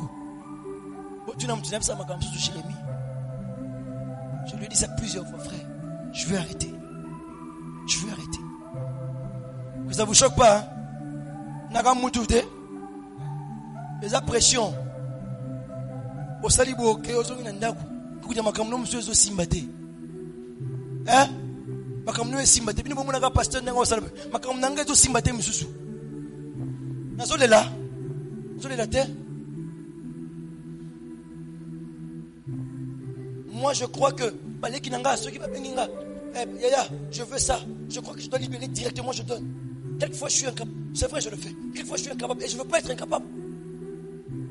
Je veux pas être incapable de prendre en charge mes petits frères, mes petites soeurs. Je veux pas être incapable. Même s'ils travaillent, même s'ils étudient, je m'en fous. Ça, c'est pour eux. En tant que grand frère, j'ai un devoir. Je dois être capable de le faire. Mais quand je manque, ça me dérange. Des projets où tu dois avoir de l'argent, ça ne sort pas. Et si je compte tout ce qui est retenu pour moi, c'est beaucoup d'argent aussi. Que le gouvernement me doit. Que d'autres personnes me doivent. Et tu viens, il faut chasser des démons. Il y a un problème ici. Les frères ne veulent pas venir chanter normalement. Là-bas, les protocoles sont en train de faire le désordre aussi. Là-bas, c'est en train de... Bon, je ne dis pas qu'ils font le désordre, c'est un exemple que je donne. Je rencontre des pressions. Une fois tu sens, frère, si Dieu est Dieu, ça j'ai dit à Jérémie. Je vais arrêter. Mais regardez, je suis comme un esclave. Je n'arrive simplement pas. Nazo Kokate. Je veux regretter. Je prends la décision d'arrêter. Après 2 minutes, je me retrouve très joyeux d'être serviteur de Dieu. En train de sautiller dans ma chambre seul. En train de dire, Seigneur, je t'aime. Tu es tout pour moi. Et je te servirai même jusqu'à la mort. Je te servirai. Il faut comme Aliboma pour ça la boue. C'est le Saint-Esprit qui te rend comme ça. C'est pourquoi Christ entrant dans le monde dit, tu n'as voulu ni sacrifice ni offrande, mais tu m'as formé un corps. Donc le sacrifice d'Apoyango, il forme un nouveau corps. Comme nouveau sacrifice. Tu n'as agréé ni holocauste ni sacrifice pour le péché. Alors j'ai dit, voici je viens. Dans le rouleau du livre, il est question de moi. Je viens pour faire, oh Dieu, ta volonté. Après avoir dit d'abord, tu n'as voulu et tu n'as agréé ni sacrifice, ni offrande, ni holocauste, ni sacrifice pour le péché. Ce qu'on offre selon la loi. Il dit ensuite, voici je viens pour faire ta volonté. Il abolit ainsi la première chose pour établir la seconde. Il abolit ainsi le premier autel pour établir le second autel. L'autel n'est plus physique. L'autel n'est plus physique. L'autel n'est plus ce qu'on fait. L'autel est maintenant spirituel. C'est plus celui de l'Ancien Testament. Et même les sacrifices ont changé. Il a tout changé. Karibus. Jesus. C'est en vertu de cette volonté que nous sommes sanctifiés. Par l'offrande du corps de Jésus-Christ. On explique bien. C'est le corps de Jésus qui est l'offrande maintenant. C'est Jésus qui est le sacrifice. Par l'offrande du corps de Jésus-Christ, une fois pour toutes. Les premiers autels, on sacrifiait tout le temps. On sacrifiait tout le temps. Quand tu bâtis, tu sacrifies. Mais ici, le sacrifice a été offert par Dieu lui-même. Et ça a été fait une fois pour toutes. On n'a plus besoin d'un autre sacrifice. On n'en a plus besoin. Plus besoin. On n'a plus besoin de ça. Et si on parle du sacrifice, il doit y avoir un autel où l'on a offert ce sacrifice. C'était la croix. La croix est l'autel sur lequel on a offert le sacrifice de Jésus. Rebâtissons l'autel. Vous avez compris ce que ça représente pour nous aujourd'hui? Vous avez compris? 1 Corinthiens, on va finir. 1 Corinthiens 1, 18 à 25. Car la prédication de la croix est une folie pour ceux qui périssent. Je veux que vous compreniez ça. Regardez l'autel, je vous ai dit. Les prédicateurs ont mis l'autel dehors. Ils ont mis ça dehors. Ils ne veulent pas de l'autel. C'est pourquoi on dit qu'il faut le rebâtir. Si on doit rebâtir, c'est parce que l'autel a été une fois bâti. Mais après, on a essayé de faire tomber. C'est comme ça qu'il faut le rebâtir. Il faut le relever. Il faut le reconstruire. Il a été construit une fois. Et c'est la croix. C'est l'évangile de la croix. Mais la Bible dit, l'évangile de la croix, c'est une folie pour des gens qui périssent. Même des pasteurs qui périssent. C'est une folie pour eux. Ils ne peuvent pas prêcher ça. Ils disent que ce n'est pas ça qu'il faut prêcher. C'est du simple bois. C'est rien du tout. Il faut prêcher aux gens la sanctification. Sanctifiez-vous. Abandonnez le mal, c'est ça qu'il faut prêcher. Ils en ont fait leur doctrine. Un autre dit, moi je m'appelais pour prêcher la prospérité. Je suis spécialiste de la prospérité. Un autre dit, moi Dieu m'appelait pour prêcher la repentance. Je suis spécialiste de la repentance. Un autre dit, moi Dieu m'appelait pour prêcher, je sais pas moi quoi, la prophétie, pour que les jeunes commencent à bien prophétiser. Je suis spécialiste de la prophétie. Tous, ils sont faux. À Toboui. Tous, ils sont faux. Au moins, Oyokiango. Si on continue, que tous, ils sont faux. Voilà l'autel qu'il faut prêcher. Voilà l'autel qu'il faut élever. Un autre dit, moi je suis spécialiste dans la destruction des autels. Chapitre 20, chapitre 50, chapitre 60, combattre à 1000. La destruction des autels ne va jamais te baptiser du Saint-Esprit. Jamais. Or, c'est le Saint-Esprit qui te fait naître dans la famille de Dieu. Et d'ailleurs, je vais vous informer, vous détruisez des autels. Enfin, Jésus les a déjà détruits. La Bible dit, il a détruit, il a déchiré tous les actes dont les ordonnances nous condamnaient. Tout. Les autels de famille, les autels, il a tout détruit. Maintenant, toi, tu ne veux pas croire que Jésus a tout détruit à la croix. C'est ça le problème avec toi. C'est ça le problème. Tu veux que le pasteur t'impose les mains et que tu vives la gloire de Dieu. La Bible dit, Marie, ne t'avais-je pas dit que si tu crois, tu vivras la gloire de Dieu. Toi, tu ne veux pas croire au Lingana Tchelo Maboko.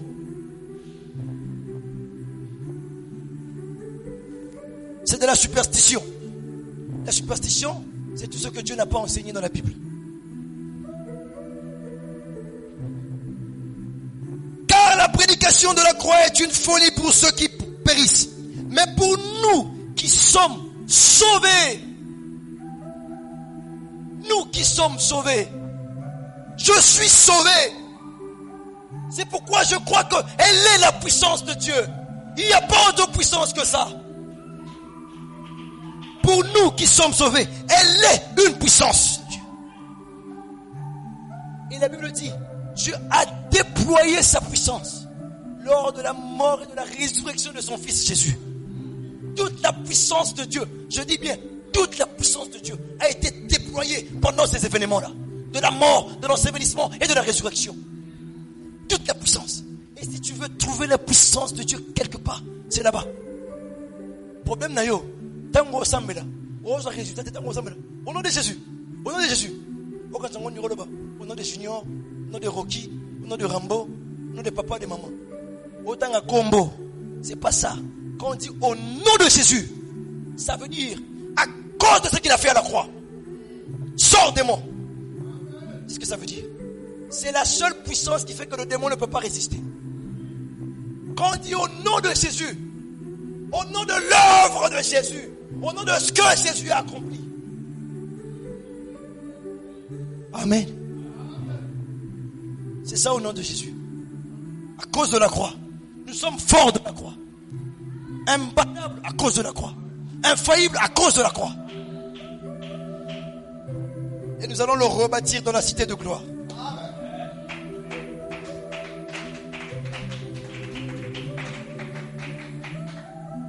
Aussi il est écrit, je détruirai la sagesse des sages et j'anéantirai l'intelligence des intelligents.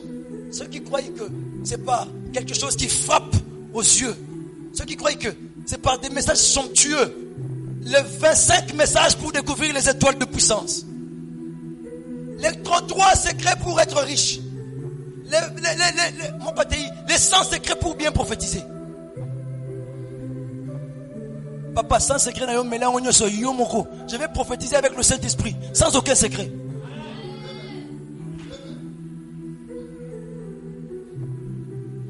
Et d'ailleurs, je prophétise déjà. Je ne connais pas ces secrets-là. Mon secret, c'est la croix. Le Saint-Esprit sort de l'œuvre de la croix. C'est la croix qui libère le Saint-Esprit. Et par le Saint-Esprit, tu peux prophétiser. Car c'est par le Saint-Esprit que les hommes ont parlé de la part de Dieu. Il n'y a pas un autre secret pour prophétiser. Il y a le Saint-Esprit. Il n'y a que lui. Il n'y a que lui. Et en gros, Balobi, je détruirai la sagesse des sages et j'anéantirai l'intelligence des intelligents. Ils pensent qu'ils sont intelligents. Ils développent des doctrines qui détruisent l'autel, qui mettent l'autel par terre. Les enfants de Dieu ne savent plus se concentrer sur l'œuvre de la croix. Ils commencent à se concentrer sur leurs secrets qu'il leur donne. Sur des jours de prière qu'il leur donne. Sur des moments de jeûne qu'il leur donne. Ils se concentrent sur ça maintenant. Ils pensent que c'est ça qui fait marcher les choses. Bon, maman, gênez-moi 45 jours. Maman, on a accueilli. Moi, je suis 45 jours. On a relié à Tambouba. Pour en tout cas, moi, je suis défendu 45 jours. Qui fait ça? C'est le pasteur qui fait ça. Toi, pasteur, tu ne sais pas qu'à la croix, cette âme-là a été délivrée. Tu ne sais pas ça. Toi, pasteur, tu ne sais pas ça. Recommence ton école théologique. Va recommencer. Déchire ton diplôme, si tu l'as. Nous, on n'a pas de diplôme théologique. Le Saint-Esprit forme des hommes de Dieu. Ils vont en former plusieurs ici.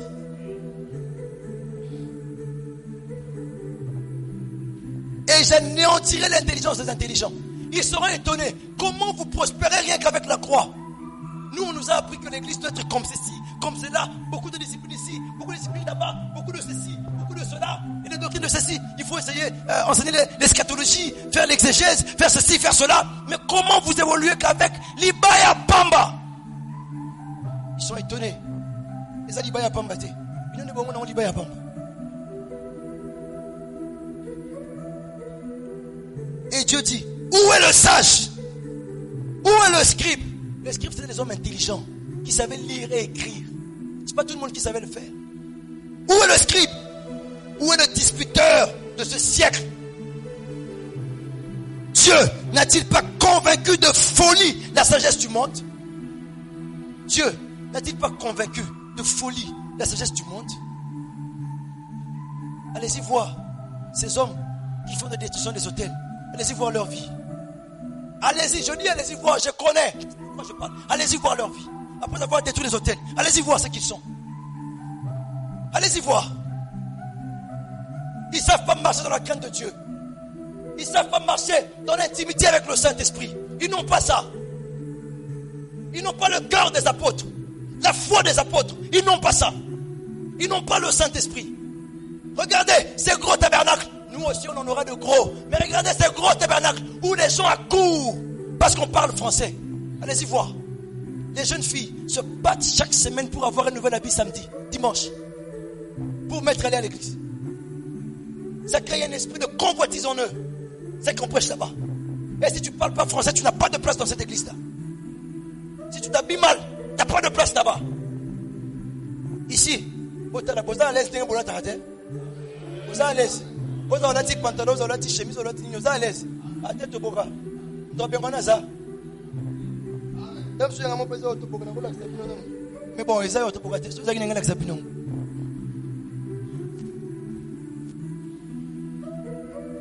leur attention est partie dans le matériel. Leur attention n'est plus dans la parole. Et pourquoi on les délivre? On les délivre pour qu'ils deviennent riches. Parce qu'on a bloqué le commerce. Parce qu'on a bloqué l'argent. Parce qu'on a bloqué ça. Et quand on a délivré, après on a super le pain coupé. Va voir sa communion avec Dieu. Parce que l'autel, quand tu l'élèves, ça établit la communion entre toi et Dieu. Il n'y a pas de communion avec Dieu. Il n'y a pas de communion avec Dieu. Rencontre-les, causez. Il te parle de Fali Poupa. Il te parle de Weranson. Il te parle du monde. Le monde coule en lui. Il connaît tous les programmes de football. Il connaît tout. Je ne connais pas le nom de vos championnats. Soyez pas étonnés, je ne regarde pas le football. Je ne connais pas ça.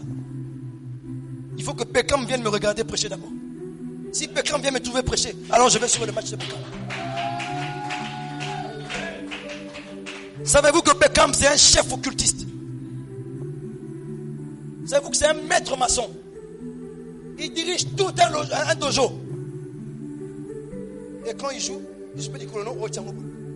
Ah, Beckham. Ah. Sous quel esprit tu es? Sous quel esprit tu es? C'est comme ça. Ces hommes-là sont. C'est comme ça ces femmes-là sont. Ils chantent la musique du monde. Dans leur téléphone, ils ont la musique de Fali. Ils ont la musique de Jésus dedans. Sacrilège! Sacrilège! Mais ils ont été délivrés. Prenez la croix. Sucez le Saint-Esprit qui est dedans. Et voyez votre vie se transformer jour après jour.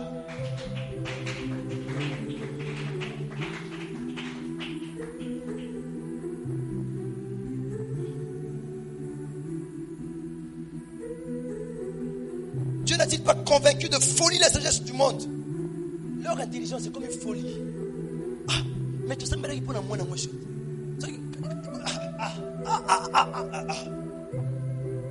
Il n'y a pas de témoignage retour. Témoignage que non. Tout ça me dit que moi je suis PC, même accueilli ici. Mais après témoignage retour. Ah, il y a une personne qui m'a cambriolé, c'est pour second vie na yé. Et comme il n'y a pas de Nzambe.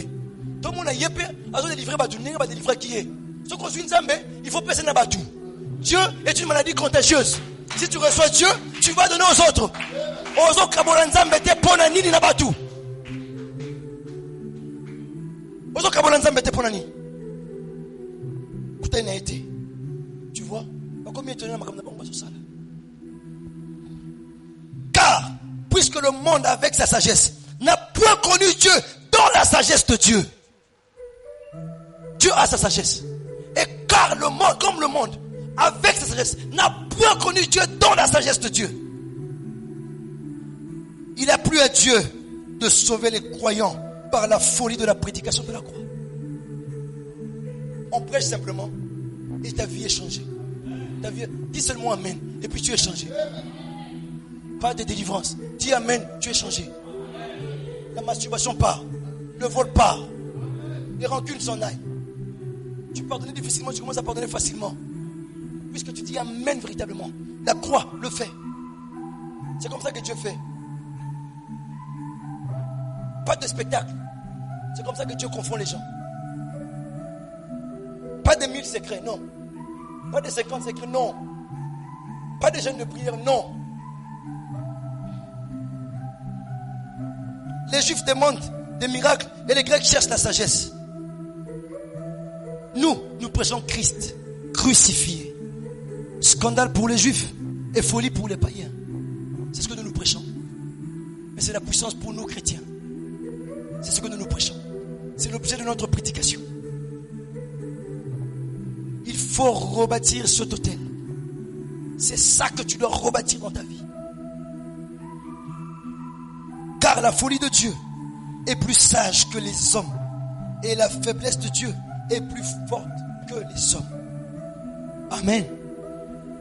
Vous avez compris ce que représente l'autel aujourd'hui pour nous? L'autel paraît rien. Ça paraît n'importe quoi. Ça paraît un simple bois. Amen. Et d'autres, ils ont pris ça. Ils ont mis dans leurs églises, dans leurs maisons, sous forme de statues. Et ils ont pris notre Jésus. Ils lui ont fait porter un caleçon. Honte à vous. Il n'y a pas de sacrifice avec caleçon. C'était des holocaustes. On les a tués nus sur les autels. Notre Jésus est mort nu. C'était la honte de Dieu pour toi. Pour que tu n'aies plus de honte. Pour que tu sois honoré. C'est ce que tu dois croire. On voyait son corps. Il était animalisé. Il était imbécilisé à la croix. Il était déshonoré à la croix. La Bible dit qu'il est devenu malédiction à la croix. Pour que toi, aujourd'hui, tu sois bénédiction. Pour que toi, tu sois honoré.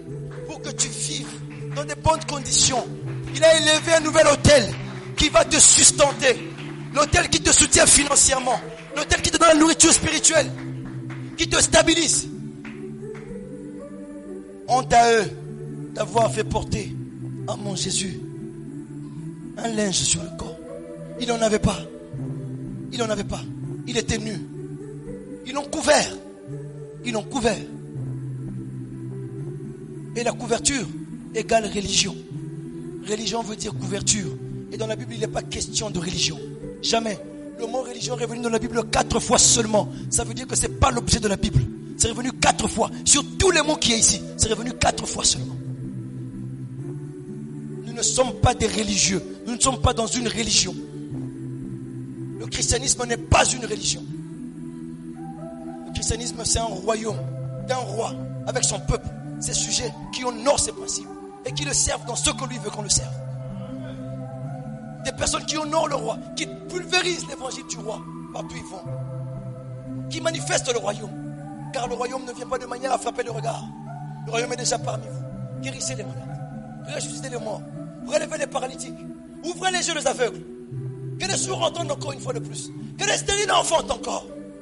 Que les boiteux sautent comme des cerfs. Vous en avez le pouvoir. C'est cela le royaume. C'est cela le royaume. C'est la puissance qui brise notre puissance. C'est ça le royaume. Allez-y, croyez en Jésus. L'autel et brisez les puissances du monde dans les ténèbres, du monde des ténèbres dans le monde. Brisez ça. Brisez ça. La Bible dit, détruisez les œuvres de Satan. Mais il faut que tu rebâtisses l'autel. Comment le rebâtir? Comment le rebâtir? Oui, comment le rebâtir? C'est simple. Recommence à mettre ta confiance sur ça. C'est tout. Remets ta confiance totale sur ça. C'est tout. On t'a montré beaucoup de choses pour être sauvé, pour être libre, pour monter en esprit. On t'a montré beaucoup de secrets. Il faut boire l'huile d'onction. Il faut faire ci, ça. On t'a montré tout ça. Mais je te dis, voici l'autel. Tu dois le rebâtir. Remets ta confiance dans ce que Jésus a fait. Ça tient encore. Le sang de Jésus ne pourrira jamais. Il ne perdra jamais ses effets. Il est encore là. Il est encore là. Est-ce que tu peux refaire confiance? Tu peux te redonner à lui ce matin? C'est ce que j'ai appelé se repentir. Tu dois te repentir. Tu dois accepter de refaire confiance à l'œuvre du calvaire. Tu dois oublier tout ce qu'on t'a dit. Tu dois oublier tes incapacités. Tu dois oublier là où tu ne peux pas. Pasteur, je ne sais pas, j'arrive pas. J'arrête pas de me masturber. Oublie-moi ça. Pasteur, j'arrête pas de mentir. Même avant même d'y penser, je mens déjà. Oublie-moi ça. Oublie-moi ça.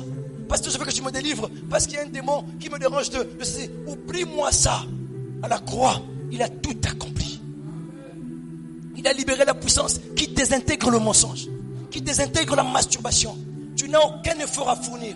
Tout ce que tu as à faire, c'est de rebâtir l'autel. C'est de croire que Jésus l'a fait à la croix.